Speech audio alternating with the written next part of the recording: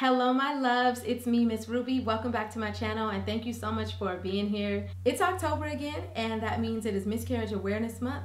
Last October I released a video giving a full detailed breakdown of what my miscarriage was like with pictures and graphic details, and the reason for me doing that was just because I know when I did have my miscarriage, I didn't know a lot of people who had experienced it, and there were some things that I experienced that I guess I felt like had I known about before getting pregnant, maybe I would have understood what I was going through a little bit better and it wouldn't have been as hard. But all in all, I just wanted to share those details with you guys. So if you haven't seen that video, check the description below so that you guys can get the full recap of that. In this video though, we're gonna talk about my rainbow baby. I wanna talk to you guys about pregnancy, delivery. I'm not gonna go too much in detail because I can make an entire video about my labor and delivery alone. But I just wanna kind of talk to you guys about my mental and emotional state and how having a miscarriage right before getting pregnant with a successful birthed baby affected me as a first-time mom. So picking right up where I left off at the end of my miscarriage video.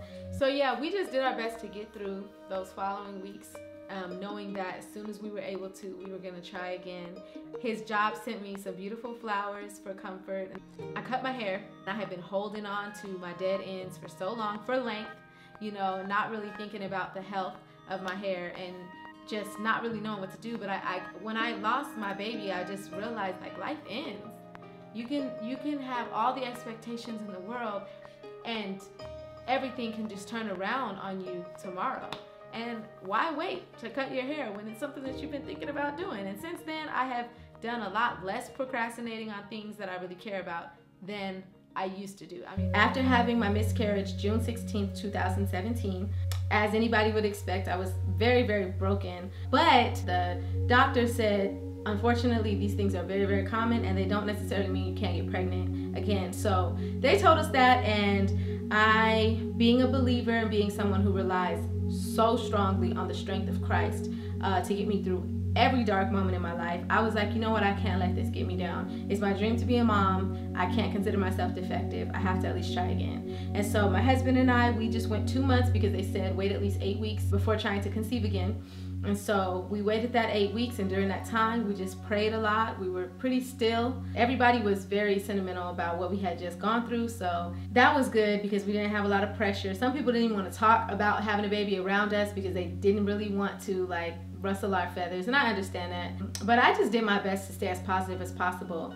During that couple months though, it was just real interesting because I don't know if I mentioned this in the last video, but I was kind of like a part of a mommy group, a mommy to be group. Myself, along with 2 of my sisters and like 4 of my friends, were all pregnant at the same time. And I think I was the last one or the second to last. So during this couple months, one of them had her baby and another one was about to have her baby. So this is all like very new for us. Everybody's like stepping into mommyhood, you know, people are having their baby showers. I went to one of my girlfriend's baby shower, and it was very, very tough for me to go to these events and see them, and me, I wasn't necessarily pregnant yet, so I didn't exactly know if I was gonna get pregnant, you know, I just hoped. So I did my best to just hold it all together. I was really, really happy for them, and I didn't want them to feel uncomfortable around me, so I just did my best to stay as strong as I could. So we were just going through the motions of this. This was the month of July, the month of August, and during this time I also started to clean my diet up a lot. I guess a part of me felt like, what could I have done wrong, you know, before? So I was just trying to take it easy, not beat myself up too much, but just clean my diet up. And so I started to eat like a primarily vegan diet, and I was just trying to be like super clean and super healthy and just flush my body out of all the toxins because I knew I was gonna try again. And so come the end of August, I went to my checkup and the doctor said I was good to go. Everything was like fully out of me, and you know, good luck. So we tried again, and this time around, I remember feeling pregnancy symptoms like a week after we tried. Maybe not even a whole week, like legit. I just knew I was pregnant. Like, I just knew I was pregnant, but I already knew that I didn't want to make a big announcement. I didn't know how I was going to tell my husband this time around because, you know, it was scary. It gets really scary, like going into the second time around, you don't know if you're going to keep it. So I took a pregnancy test and it was negative.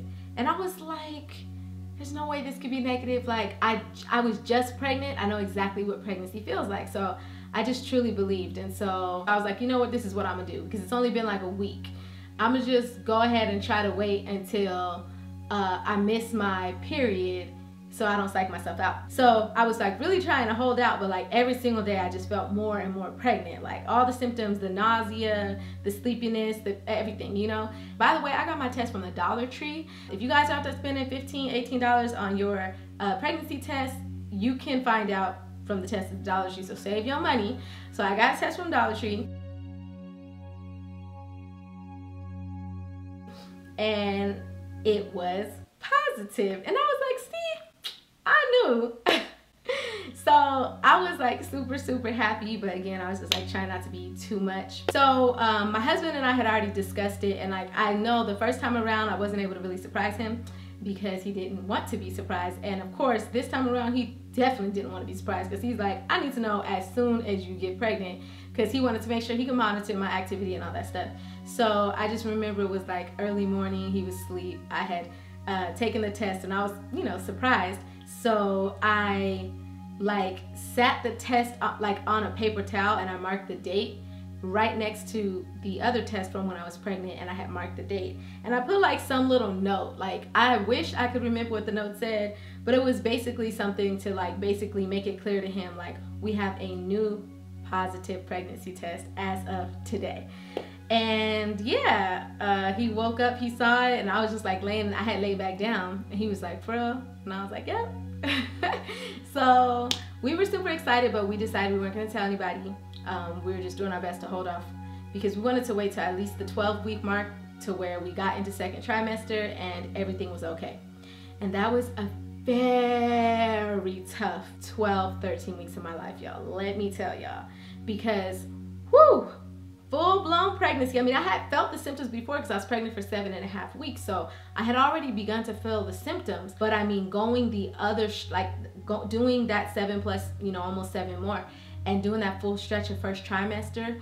I mean, everybody has a different first trimester pregnancy, but for me, it was not enjoyable at all. It was a struggle. And I was doing hair. I was still like, you know, trying to maintain my work, especially now, because I'm like, I'm hopefully about to have a baby, so I gotta make money to like stack up. I was making YouTube videos. I was making so many YouTube videos. I was nauseous. Thank God I wasn't throwing up. I did not throw up during my pregnancy. I think I threw up one time, and it was second trimester, and it was just because I had like eaten and gotten up and down too fast. It was something weird like that, but I never threw up because of nausea. But in a sense, I kind of think that might have made it a little worse to deal with, because I never got relief from the nausea. So I would literally like, or on the moments where I wasn't doing a video or working, I was just sitting on the couch, like just sitting on the couch looking at the wall, angry.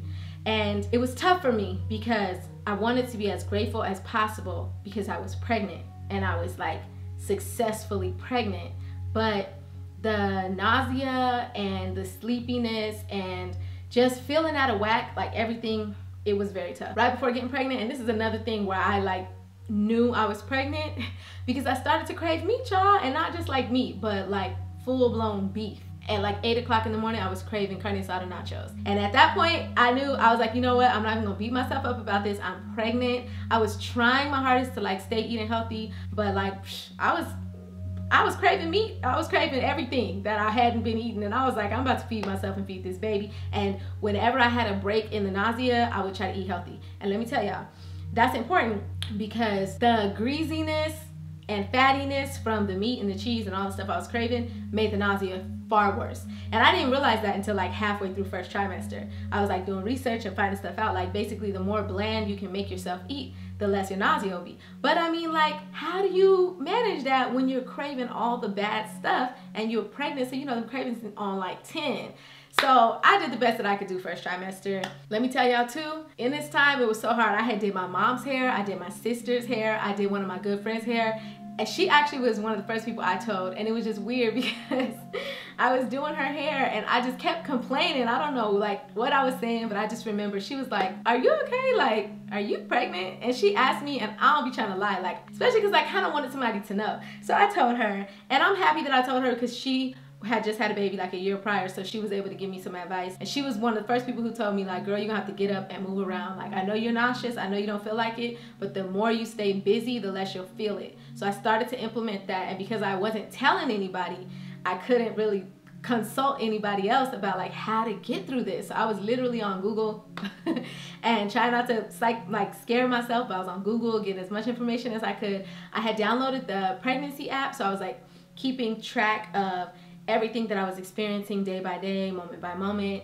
Of course, a lot of anxiety because I had just had a miscarriage, but again, I was just doing my best to stay positive because I didn't want to like put myself in a negative state, you know what I'm saying? But like I was doing so much, and since nobody knew I was pregnant, like I kind of had to keep doing it, you know? So I had like accidentally landed a position at my church doing the writing and directing for our upcoming Christmas play. I was starting to plan my sister's baby shower. Her baby was due like I think in December or January, so we did her baby shower in November, so I was starting to plan that. And I was just doing so much, but I was so committed to not letting anybody know I was pregnant yet because I just didn't want to break people's heart. And what I noticed is that the first time I got pregnant, the first group of people I told was my close family, brother, sister's mom.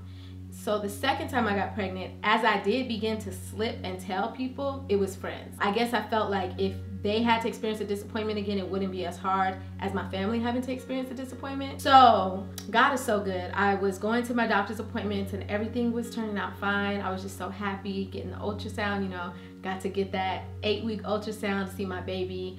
I remember like I shed a tear or two, but it wasn't like it was real to me, but until I got past first trimester, I wasn't gonna let it fully sink in. And so thankfully, when it came time to do my 12-week ultrasound, it was like, I forget what they call it. I'll like list it or like I'll put it on the screen, but it's like a certain type of ultrasound. We had to go to like a different place, and during this ultrasound, the technician told me like, if I'm able to tell the gender, I'll let you know today if you want to know, but usually we have people wait until 20 weeks. So I wasn't planning on knowing the gender that early, but like, by golly, she was able to tell y'all at 12 weeks. She looked and she was like, okay, you want to know? And see, my husband wasn't with me during this day, and we didn't know we were going to find out the gender, so I was like by myself. But I was like, yeah, I want to know. So she was like, you're having a girl? And I was like, nuh-uh, for real. And like, I think that's when it like really just sunk in. It was like, once I found out the gender of my baby, that was emotional for me. Like, it all became real. And I was like, are you sure? She like circled the picture, you know, printed everything out, told me congratulations. And so let me tell y'all why I was so happy, because my plan was to tell my family about my pregnancy during Thanksgiving. And so I knew at Thanksgiving I would be 13.5 weeks pregnant. So that's when I was gonna do like my pregnancy announcement. So instead I was able to do a combination pregnancy announcement / gender reveal. And I did upload that video on my second channel, so I'll make sure to like link that. The gender reveal was dope, y'all. It was like so fun. We did like this game. It was so funny. Like, it was awesome. But yeah, so I was able to not only tell them that I was pregnant on Thanksgiving, but I was able to tell them I was pregnant with a girl. And it was just like, I just felt like it was just such a blessing. Now, first trimester, as far as like my growth and stuff went, I was weighing myself and I was trying to measure myself, but I wasn't really making much of an increase. Second trimester, baby, that's when it all started piling on. And I was happy because if you have ever been pregnant before, you know that like, especially first time around, you're like, you want to see this bump that everyone gets because that, you know, lets you know like this is legit. So the fact that all I had felt was like some bloating and no bump, I was so happy once my bump started kicking in. Y'all started taking pictures all the time. Just like they say, during second trimester, I had so much more energy. And so by the time like my Christmas play came around, I was able to execute that, directing, writing, like just keeping everything in order with my team. And it was like, it was not easy, but it was like so much easier than had I had to do that in first trimester. So that was perfect. By the way, jumping back to first trimester, let me tell y'all, because everybody's different. I legit didn't stop feeling nauseous until like 14 or 15 weeks in. But by the time second trimester came around, now we were like entering into December, January, February, and everything, I just started to feel so much better. In December, my very first niece was born, and that was just so beautiful because she was early. She was born, I think, a month early, like 3 or 4 weeks early. But myself and that sister who had her, we were pregnant at the same time. We were supposed to have our babies like 2 weeks apart from one another. So when my niece was born, it was just like very special to me because I, you know, had lost my baby that would have been kind of like her little twin, but she made it, and she made it happy, healthy, beautiful, and I was so thankful for that. On the downside of second trimester is when I started to experience a lot of depression, and this was really hard for me because, again, I wanted to be as positive as possible because I was finally having a baby, and making it to second trimester, now starting to grow and see my bump and everything, you would think that I would be so happy. But something came over me, like, I don't know what it was, but it was the darkest depression I had ever experienced for such an extended period of time. I was trying not to tell everybody about it and just be negative, but there were so many days where I would just be sitting in my room, like looking outside the window. And I think what was going through my mind was, what am I gonna do? Like, I was making my YouTube videos and I was not really being as successful on YouTube as I wanted to be, for so many reasons. You know, like doing hair has never really been my dream or my passion. Many of the things that I love to do, really, I had put aside because I was just trying to get my life together, lay my foundation, get married, get a house, have a child. And I had, you know, sat the things that I love to do to the side for a while. And I think the reality of knowing I was about to be somebody's mom, it really like broke me, because I was like, how am I gonna tell this child to follow their dreams and I didn't even really follow mine? And second of all, how am I gonna have time and energy? Like, my whole life's about to change. I felt like everything combined on top of the way I felt and my spiritual walk, just a lot of personal things. So I was very, very depressed. And now, like, having had that experience, I can connect with so many people, because when you are depressed, there's something that comes over you where you literally do not want to get up out of bed. Like, you just don't, because that means you have to face the day. That means you have to put on fake smiles or not put on fake smiles, and then risk having people ask you what's wrong, and then expose yourself, I guess, you know. So you just don't have the energy for that. You don't have the optimism for that. And I didn't want to be that negative Nancy. So there were so many times where I just wanted to stay in bed. Like, it was just kind of like weird, because I had a lot of energy, but I didn't have a lot of enthusiasm. As always, I stayed prayed up as much as I could, and I was growing a lot. I remember I had a pregnancy pillow. That really helped me to position myself in the bed, because as my bump started to grow, it started to feel like real awkward laying in different positions. And if pregnancy ain't hard enough, that just adds so much to it, because you need to get your rest, you know what I'm saying? So that helped a lot. I'm gonna actually list the link to that pregnancy pillow below. Feeling my baby kick for the first time. Okay, so I remember it was like a day off type of day. My husband and I were sitting in our bedroom and we were watching TV, and I was like eating something, and I just felt like this little flutter that felt more like, more than a flutter. And I was like, I think she just kicked. And he was like, for real? And it was just so beautiful, because we was literally together and we were sitting in a perfect situation to be able to feel it. My baby's moving. I'm so excited. CJ thinks it's because she don't like what I just ate. How you know it ain't the vegetables? I think she just waking up because I'm finally eating. That really took it to the next level. Like, when you see the ultrasounds, you see the baby's moving in the ultrasound, you get confirmation from the doctor that baby is healthy. You find out the gender, but when you feel that baby kick, and that was around 20 weeks. I think I was 20 weeks exactly. That was life for me. I was just like, I felt so connected. This is when I started to feel so connected to the reality of what I was experiencing. Another downside to second trimester was that my mom's ex-husband passed away, and it was just like an emotional time for my family. But I was just doing my best to stay strong. I feel like, you know, it's a cycle of life. Unfortunately, a part of life is death, and me being able to wrap my mind around that has helped me to make it through, you know, people dying, and make it through my miscarriage even, because it's like a strong misconception to think that the quality of your life is measured by how long you lived. It's a strong misconception to think that God doesn't love you when he takes people away from you. This life here on this earth is supposed to be a time period. You know, it's temporary. It's never been supposed to last forever. And so I was just doing my best to keep those thoughts in mind and stay strong. But that was a trying time for my family. And I got through second trimester. Third trimester comes around, y'all, and let me tell y'all, it is what they say it is. Like, some people consider first trimester the worst, some people consider third. Usually everybody's cool with second. For me, I still don't know which was worse, because they were both very difficult for different reasons. You start to really feel the aches and pains of what it's like to be pregnant. Your baby is constantly moving, whether or not it keeps you up all night, whether or not you are busy trying to focus on something Your baby is just constantly doing things inside of you, and you have to be more and more careful about what shoes you wear, what clothes you wear, where you walk, everything, because you can be very unstable being this large. You know, my boobs were starting to grow, clothes were getting very uncomfortable. It was just like, ugh. I was happy that I was making progress in my pregnancy, but third trimester was very tough for me. But yeah, so I started to actually document my journey being pregnant on YouTube. So some of you guys got to see some of those videos. I wanted to upload a video like every week, but it just didn't happen. I was just like too busy, I guess. But yeah, during that time, my husband and I, we actually went on a baby moon. I did vlog that. We went to Las Vegas. That was really fun, although I would strongly recommend not going on a baby moon that late in your pregnancy. I think we went when I was like 33 weeks or something like that.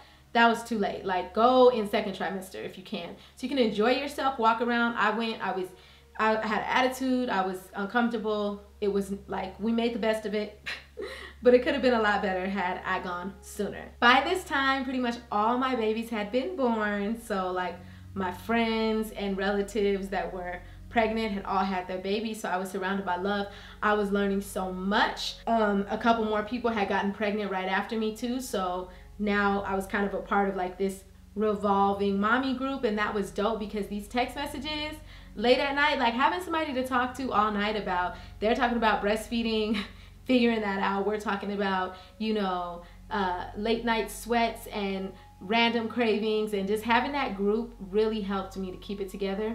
It really prepared me a lot. I actually put a video out called The Truth About Pregnancy, and in that video I describe in great detail a lot of the things I experienced during third trimester. I did my maternity pictures. I got 2 photographers. Let me tell y'all real quick, I know this video is long, but God is good. So I had seen this photographer earlier on in my pregnancy, and she had like put a post out. Somebody had tagged me in her post because I guess she said she was looking for pregnant women and mothers to be models for her so that she can get some pictures together for her portfolio. And I looked at her Instagram, and when I tell y'all, she was the absolute perfect photographer for the vision that I had. There was this really professional quality photography, and I knew I could not afford her if I had to pay.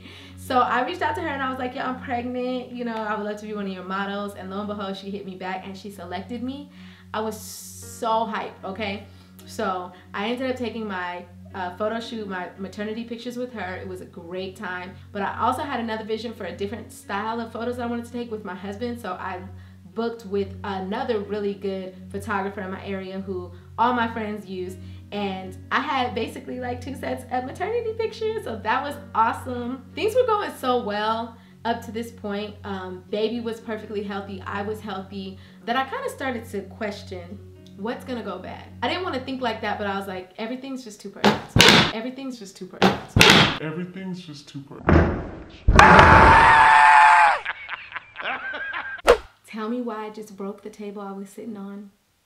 As I was saying those words, y'all, like I legit fell. Some gotta go wrong, right? Everything's going perfect.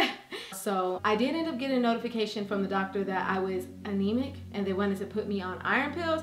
And let me tell y'all, like, I was like, I'm not about to do that. Like, that's really hard. I didn't want to deal with side effects of medicine when I'm already dealing with side effects of pregnancy. So I did a bunch of research to find out exactly how to get my iron levels up naturally. I did all the things that I was reading about, at least most of them, and my iron levels went up. So ask me below if you want. I can make a short video about exactly the things that I did to keep my iron levels high, because there are critical steps that you need to take if you want to know about that. So another amazingly, like, just perfect thing that happened for me was baby shower time. So I was planning my baby shower, as you'll see in some of my videos. I was talking about planning my baby shower. I was getting really stressed out trying to figure out how to work the budget that I had with the time frame that I had. But ultimately I was able to put together my dream baby shower, and at the same time as I was doing that, my pastor and his wife offered to throw me a baby shower at church. So it actually ended up working out real perfect, y'all, because I was able to have like my family friends baby shower, and that was like, it was beautiful.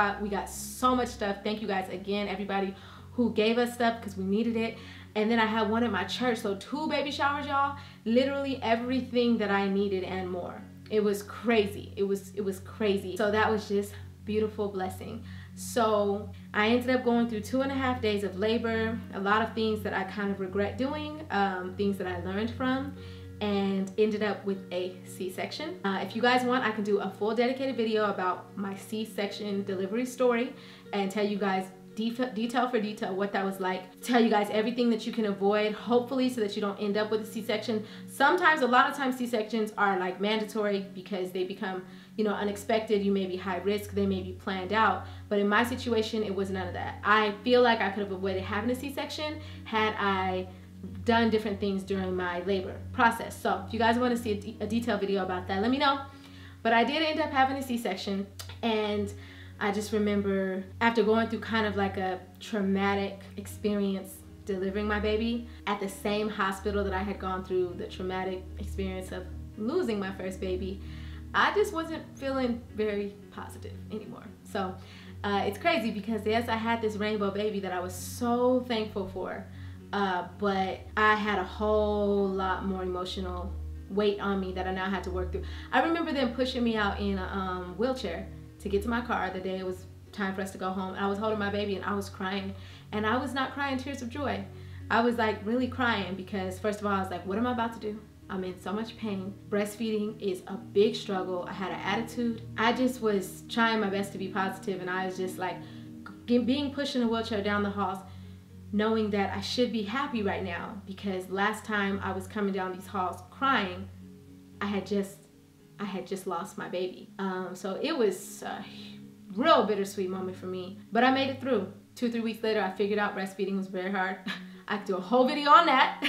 Very hard. And I want to do these videos if you guys request them, because anybody that I can help with these experiences, like, that's my goal. Let me tell y'all, I had this fantasy that I would finally get some sleep after having this baby. Like, not daily or weekly sleep, but I was like, once I push this baby out, I can finally go to sleep and get some sleep without this big belly. So I had this real fantasy, y'all, and that really shook me and woke me up when I realized that the doctor is knocking on my door every hour and a half, checking on me and the baby. I'm not getting no rest. I'm not getting any quality time to really catch my breath, and I was fully immersed in motherhood. And since then, all of these challenges have been adding up. I'm plowing through them. Shout out to every single mom out there, especially if you're a mom who previously had a miscarriage and had to deal with the weight of that, on top of the weight of becoming a new mom, on top of the weight of having a C-section if you ended up having a C-section, or any other complications you went through. Everything about me has changed. Everything about me has changed. And I think one of my biggest sources of depression throughout this time has been me struggling to accept these changes. How do I maneuver being a changed woman? How do I still be successful? How do I maintain positivity and productivity and just being of value to people when I don't even know who I am anymore? I'm figuring it out all over again. I can say that over these last few months, I've grown so much closer to God that I have figured a lot out, but there's still so much to go through. So I'm hoping that coming up on upcoming videos, we can talk a little bit more about that. Any questions that you guys have, let me know. But welcoming my baby into this world, there's no feeling. It's an indescribable feeling what it's like to become mother to this beautiful baby that like baked inside of you for 9 months. Like, in a way, you kind of miss it, that connection, that bond. But you develop a new bond with your baby outside of you. Her name is Sadara Love. She was 19 inches long. She was 6 pounds, 13 ounces. Beautiful. She and I connected right away. I do not feel like I experienced postpartum depression the way that I've heard about it before. Some people say that I have. I'm still figuring it out myself. Some people say it hit you kind of late. I don't know. Things are still coming together. She's constantly growing. She's so sweet. She's so smart. I'm gonna let y'all go though, because we've been together for a long time. I gotta put my baby to bed. God bless you guys. Stay prayed up. I'll talk to you next time. Hey, you coming? Hi. You can go play?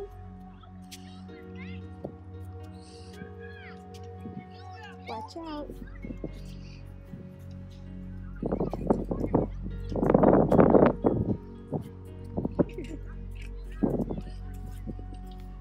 You wanna go play on the gym?